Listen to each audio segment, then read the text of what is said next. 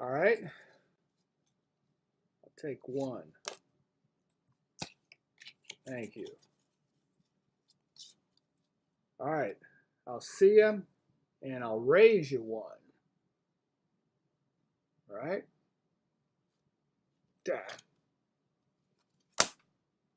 Well, I don't really play poker, but I do have a poker face, or at least I can have one if I want to. You know what a poker face is, don't you? A poker face is a face that shows no emotion. You don't want to show people that you have a good hand. You don't want to show people that you have a bad hand either. You want to have a neutral face, unemotional. Poker faces were originally called stoic faces, and they come from the Stoics, a face that shows no emotion, because the Stoics were known for not having emotion, or at least not showing it. The Stoics come from Socrates. Well, kinda. The followers of Socrates split into two movements. One movement, Plato and Aristotle, that's the classical philosophers.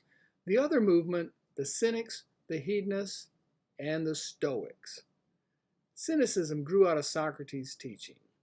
The founder of Cynicism is a fellow by the name of Antisthenes. He admired Socrates enough to walk 5 miles a day, uphill both ways in the snow to hear Socrates. He was impressed with Socrates' denunciation of sophist values, power and celebrity and prestige, and he concluded that civilization is corrupt. He founded a school called the Cynosargus. It means the silver dog, and it comes from two Greek words, cyno or kuno, dog, and sargus, silver. The students lived a dog-like lifestyle. They were very frugal. They scrounged off the land. The most famous of the cynics was a fellow by the name of Diogenes. He was the most influential cynic. Indeed, he was nicknamed the dog because he lived with the dogs. The cynics believed that civilization was hopelessly corrupt. This was proved by the sophists, so they withdrew from civilization and rejected all expressions of civilization, government, marriage, property, and contact with conventional society. They said that material things are slavery. The less you have, the less you can lose. Luxury brings complications, frustrations, and fear.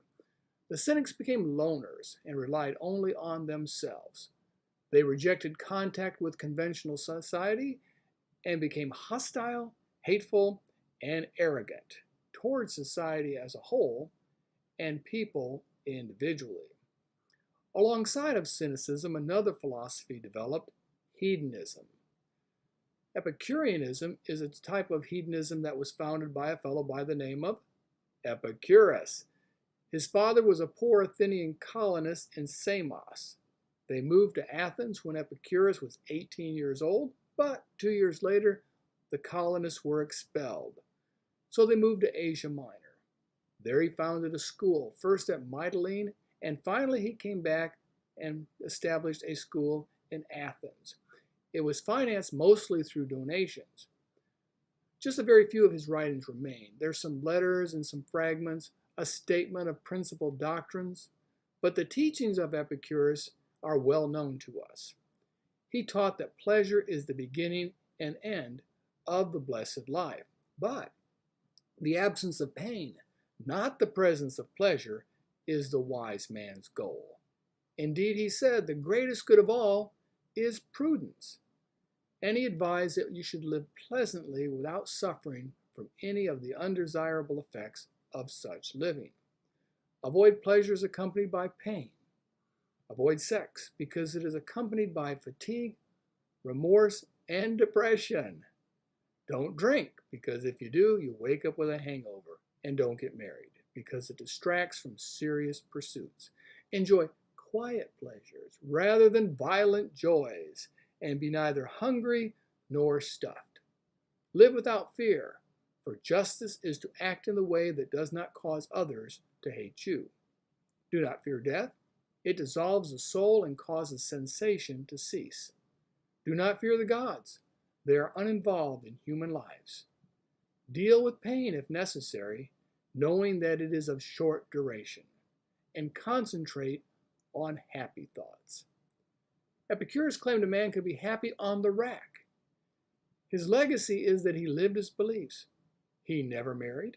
He ate bread and water. For a feast, he would break out the cheese. But his philosophy was ultimately rejected. An Epicurean is now a gourmet.